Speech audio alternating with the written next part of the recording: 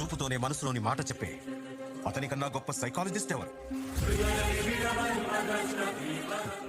వేణుగానంతోనే గోవుల్ని గోపికల్ని కట్టిపడేసే అతన్ని మించిన మ్యూజిషియన్ ఎవరు? నిత్యారోగ్యంతో ఉండే సూచనలు చెప్పిన అతనికి మించిన డాక్టర్ ఎవరు?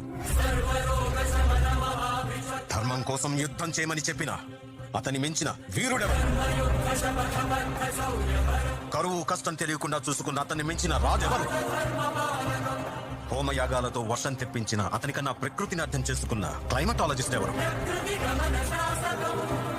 అన్కంట్రోలబుల్ ఆర్పిఎం తో తిరిగే సుదర్శన చక్రాన్ని